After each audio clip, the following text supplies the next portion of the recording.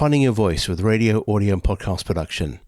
In a nutshell, with Dr. Rob Quick. So this is going to go inside and give you a brief overview of the main purpose and the ideas behind my new book. There are many textbooks about radio, audio and podcast production out there, and mine is one of them. However, there really is no other book quite like this. A lot of textbooks are about equipment and what you must do to create content with that equipment, how to use it, but where does being a human fit in among that? Not many textbooks ask why. What would prompt you to hit the record button in the first place? What do you have to say? Why do you have to say it? Let's discover who you are. And so I'm going to explain how this book is unique.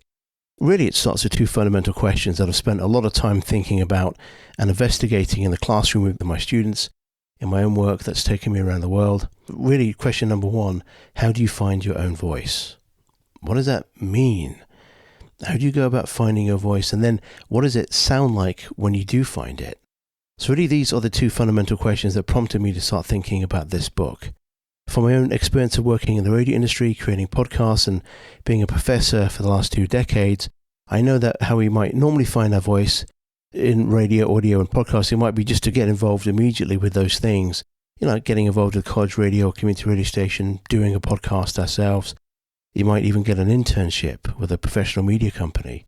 And of course, those are fine things to do, absolutely. They're good activities to get involved with. You're on the air, you're creating sound and audio content. You're reaching an audience, you're in public, you're sharing your voice with other people. So far, so good. And then, of course, that could lead to professional employment, getting an actual job where you're now paid to deliver content. You're maintaining a brand or a company or an organization. So all of that is very, very positive. And I would imagine that many students do that, and that is their way in, and that is how they start to find their own voice. However, the flip side to that, the other side, is that those activities immediately put pressure upon you to meet audience expectations. Your mistakes might be shared publicly.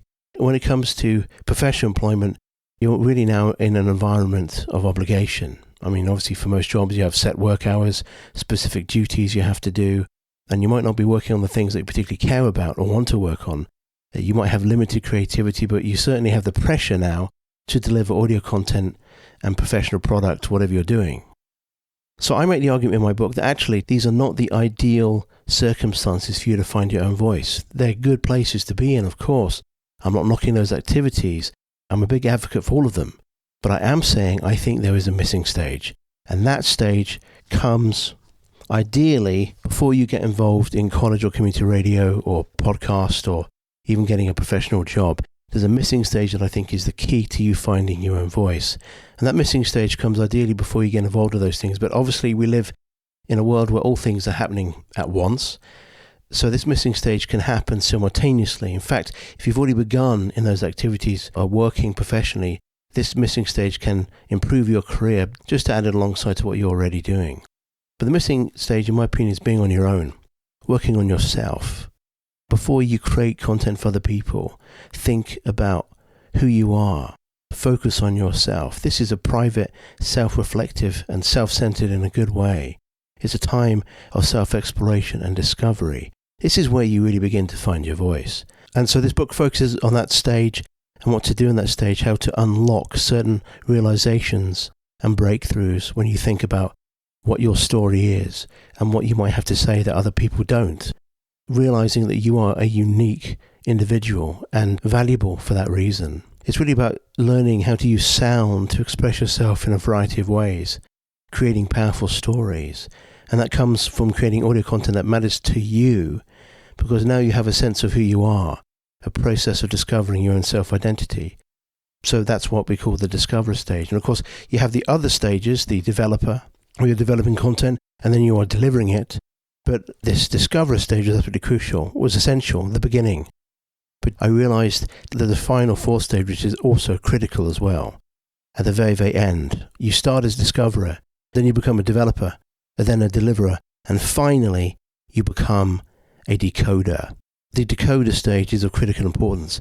Decoding is understanding what works and what doesn't work when it comes to your own work, as well as other people's. So the decoder stage is really, really important. From my own experience, I know that students rarely do the work of really assessing and thinking about their own work, their strengths and weaknesses. Too often they dive straight into creating content and they don't really think about what works and what doesn't work. If you're doing content immediately to meet audience expectations, you're spending energy working to satisfying the audience before you even know who you are. That can lead to almost a feeling of imposter syndrome, and certainly a situation where students I've seen, if they haven't done the work of asking the hard questions of who are they, what is their story, what do they believe, they can run out of things to talk about because they haven't done the hard work of discovering who they really are. Once you know who you are, you know what you have to say about things in the world. The decoder stage is where you receive feedback from others.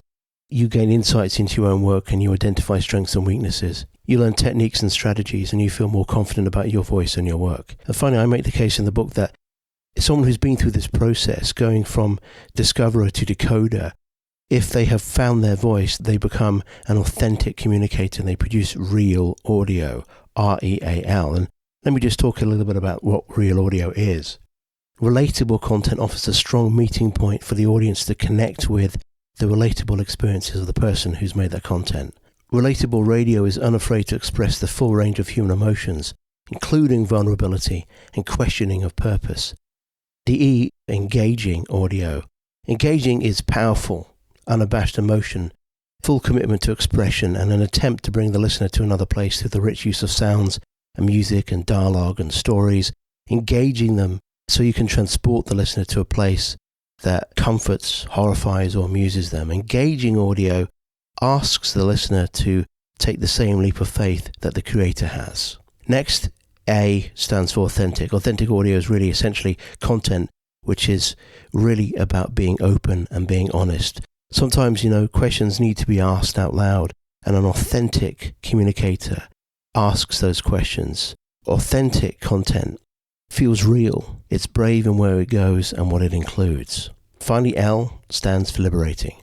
Perhaps the most satisfying content is liberating content. It invites the listener to become free or less oppressed, to gain fresh understanding. Liberating content invites a possible revolution of understanding. By the end of the book, you've not just learned about yourself, but you're also learning from other people's work and experiences too, because throughout the entire book, there are 20 interviews from people who are creating audio from around the world. So it is ultimately a really different approach to creating audio content than I've ever seen, but I think it leads to richer, far more impactful audio than if you just charge straight in trying to do a podcast or trying to do a radio show. Let's think about why you would want to do those things. This book is a guide that can assist you in unlocking the full power of your voice once you've found it. Thank you.